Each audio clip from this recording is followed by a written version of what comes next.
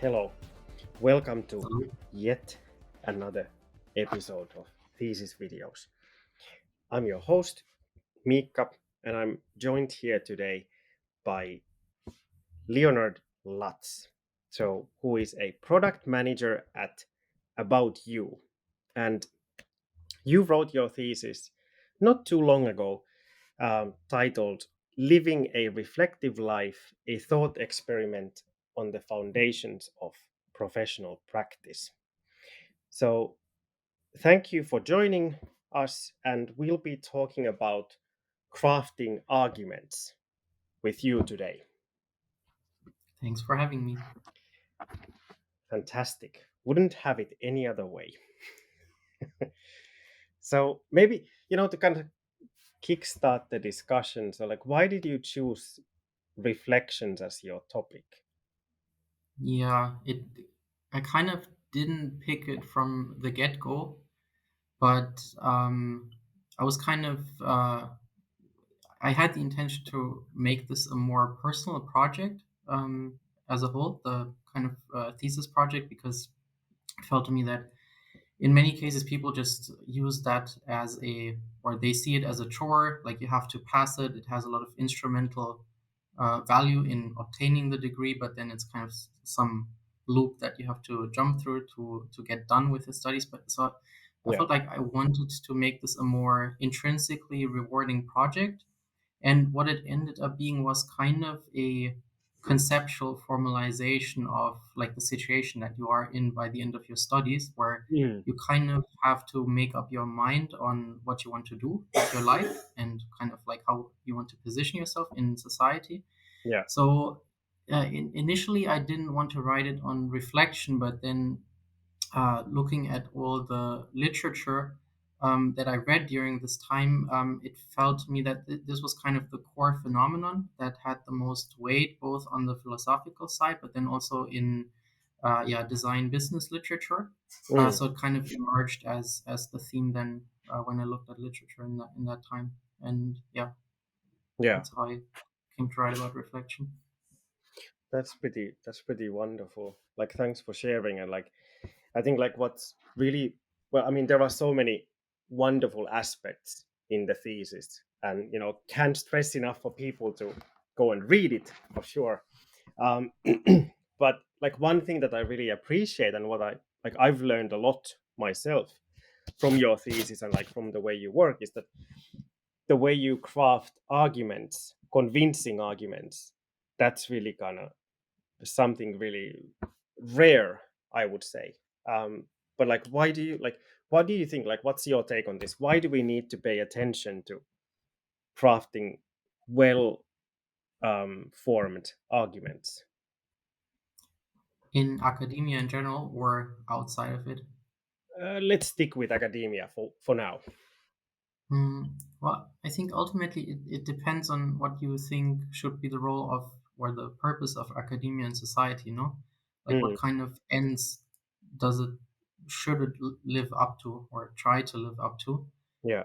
And what kind of practices are necessary to achieve these ends, right? And Mm, then I think what's key in many organizations, but then especially in academia, is that it's heavily involved in sort of clarifying the conceptual repertoire that is used to, state certain things, positions, intentions, or so. mm, So I think ultimately it's this goal of making a pursuit for maybe truth or a correct understanding of phenomena accessible to others.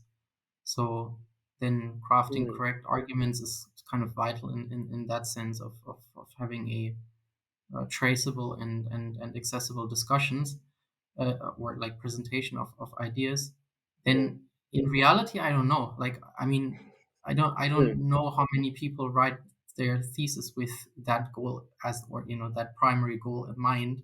mm, Um, it maybe as a student, like it's important to have a well crafted argument because it lightens the chance that you get to pass the whole thing and complete mm. the exercise. So maybe that's more of an acute incentive, but yeah, Yeah. probably up for discussion there. Yeah, exactly. Yeah, I mean, like, if you have like extrinsic motivation, right, tick the boxes, and um that's, yeah, equally fine, up for discussion, as you said. But would you happen to have like three or couple of examples of like arguments from your thesis that you feel proud of, or like you want to share with the audience? Yeah, I looked a bit at the thing this morning because now it's like about a year in the past. It feels much longer, and I was like, what did I write there in the first place? And should I point to the pages that I looked at where I felt like, hey, this could be an example, or how do you want to do this? Yes, that would be, if you can just mention the page, and then I can show that in the video as well, the part.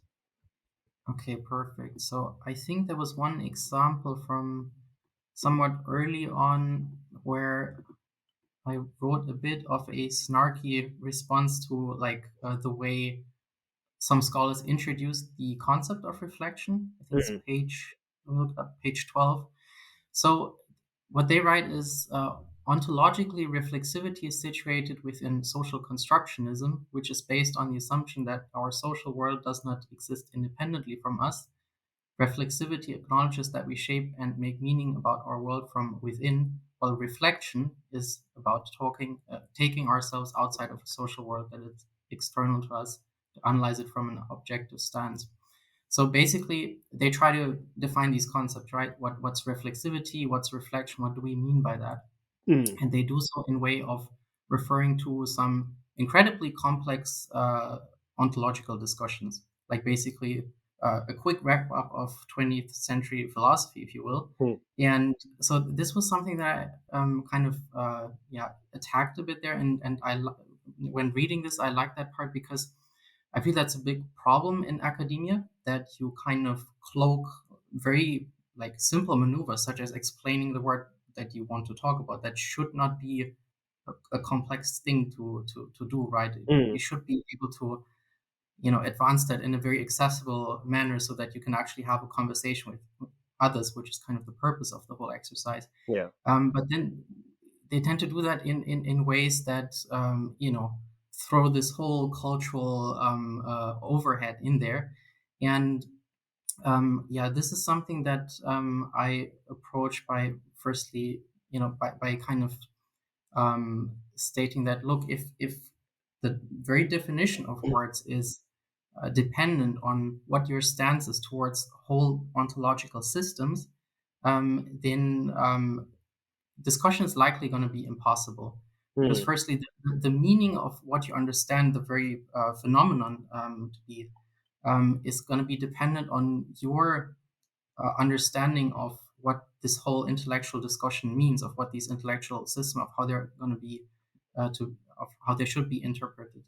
And so instead, and this is also what I tried then to do in the thesis, is to kind of do the whole exercise the other way around, to start with a very simple way of referring to natural language expressions, referring to situations that you would encounter on a daily basis, mm, trying to refer to or trying to go with this way of describing phenomena, and from there kind of developing a theoretical stance from sort of the ground up, rather than starting with this like complete overview of Western intellectual development and making then the definitions contingent upon that. So I think this would be one thing that's important for the thesis in general. mm, Um, then, based on that, kind of what I felt proud now when reading the thesis is that, yeah, how I structured then, based on kind of the response to this, the whole discussion of the core phenomenon that I wanted to talk about, which was the idea of living a reflective life. So kind of the question, hey, what do we mean by this? What How do we place that within a social context of norms and roles, and how would we talk about this in the context of institutional life? Like, what are the epistemological and normative implications of that?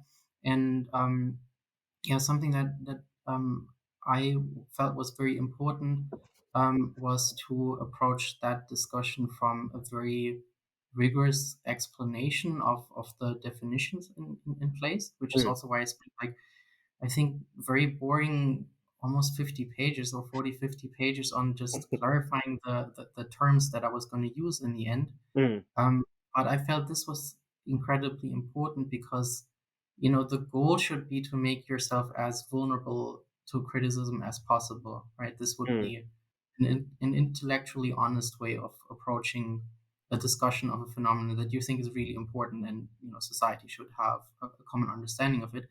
uh, then the way shouldn't be to obscure that as much as possible so that others think that this Leonard Lutz is a smart fella. But it Mm. should be so that, hey, if there's a misunderstanding somewhere there, then I want to know, and I should be making this as transparent as possible so that Mm. it's very clear what I mean and where I'm coming from. Mm. So this I think inevitably leads through or goes through a clarification of the vocabulary that you're going to use to construct the argument. So I think this was very important.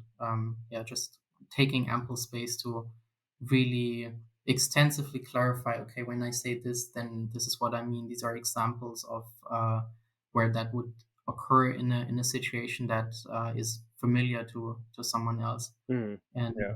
yeah, so this would be probably the largest example. And then maybe thirdly, also continuing on this not doesn't fall in the space of crafting robust arguments, I think, but there's always a social dimension to writing a text and making it accessible to readers, right? And Mm. in academia, we don't really discuss that much. I think, like when you publish something, you just adhere to certain norms of how this should be presented. But Yeah. what you wouldn't do is dramatize your own. Like you wouldn't reflect on it expressively by just stating, "Hey, these are the thoughts and feelings I have about doing this whole thing." It's just accepted that hey, you're a scholar, you pursue a certain topic, and then there are norms of how you present stuff. Mm. Um, so I think one thing that I did both in the introduction and also in the like final wrap up was to yeah, make very clear of where I was coming from a motivational angle. Like why am I writing this stuff? Like why am I spending like 100 pages on just like talking about a phenomenon, right? Mm. Mm. Um, and this I feel is also important in like then for in terms of intellectual honesty if it comes to normative topics because if you write a maybe something in the domains of natural science or so, then you have very clear criteria of what would be a successful outcome or wouldn't, because the methods aren't or the at least the standards of what would be counted as a truthful theory. They're very there's very accessible criteria to yeah, running a check against that, to criticizing it, because you have empirical evidence, etc. Mm. But then in the social or in the domain of social science and humanities, that is much less the case, right? Because Cool. uh, there is no universally accepted theory of morality or anything like that that you could just put on there and then deduce uh, um, whatever conclusions you want to draw. But it's kind of messy in that you have this overlap of epistemological normative goals. The researcher is kind of involved in that, so it's really really messy if you want to if you have this ambition, which I think that many people in the social science have, of not only describing a phenomenon but like then explaining of how we can use it to improve the status quo. Yeah. And I think in that regard, it's really important to not make this anonymous claim of this is what we should be doing, but it's I think an important aspect to it of disclosing what your personal motivation is in doing this, right? Because this Mm. again Mm. makes you then it at least makes you vulnerable to criticism, or it discloses of if you disclose your motivations, that's something that then the reader can evaluate in terms of well, is this is this an honorable pursuit? Would I agree with that? And Mm, kind of place the whole endeavor in that regard. So I felt that was important too, to make the argument kind of accessible as well. mm, yeah, really, really good points. And like, I really like how they are all kind of interrelated, right? And like what you Exactly. mentioned about like this honesty or transparency. That's a huge thing, right? Because like even though the text is, once we are done writing, then like your thesis, for example, it's kind of physically, it's not part of you, right? But you are still Mm, part of that, and vice versa. So really, mm. okay, really, really good stuff. Thank you for sharing. And now, kind of as a wrap up, um, which I think we kind of, or like you kind of touched upon at the or in the beginning of this chat. So, like, how do you think, or like, how do you consider your thesis? How has it helped your career so far? Yeah, so on the level of kind of instrumental skills, it hasn't. Like Mm, what I do as a product manager, it hasn't helped me run A/B tests, design interfaces, or anything like that. fair enough. So, yeah, in that case, it was futile. But I think on a more general level, I think you know when you adopt any profession, you're gonna get sucked into the whole institutional cloud that of expectations of goals that you then internalize from whatever the organization has or is like. And if you want to kind of then settle on a life conception, then you kind of have to mitigate all of that, or you have to Mm, integrate it into what you want to do. So and there it's quite usually you're in a rather precarious situation because you have a lot of push towards like internalizing all the goals that the organization has, right? But you don't have an equal push or you don't have external pressure to settle on your own concerns and ask yourself, well, is this something that really serves mm, the way I want to live my life, right? mm, So I think in that case, having invested a lot of time into clarifying the mechanics that are at work there, mm, and having come to some, some ways of describing this whole situation is helpful because it then, mm, it enables you to maneuver it in different ways. So mm, in that regard, you know, coming to a conceptual account or developing a conceptual account of reflecting on your life and how that would be like, then of course also helps you to do that, I think, mm, because you engage in it in a more structural way. Um, so I'm not sure how this will shape like my professional life overall, but I would say in general it gives you a bit more autonomy in that, uh, yeah, you feel like I don't think I'll ever be in a situation where the professional role I adopt will be kind of the core part of how I see myself, etc. It's just mm, something that I mm, do that I like and that can be nice or not so nice. But importantly, it's not gonna I'm not gonna settle on this as the core of my how I understand my personal identity, and I think that's very important because otherwise you can get pretty unhappy pretty fast. really good point. So thank you for concluding with these words. And so we just had a chat with Leonard Lutz on crafting arguments in your thesis, and your thesis was, just to remind, living a reflective life, a thought experiment on the foundations of professional practice. Leonard, thank you so much for taking time for this chat. Thank you for having me.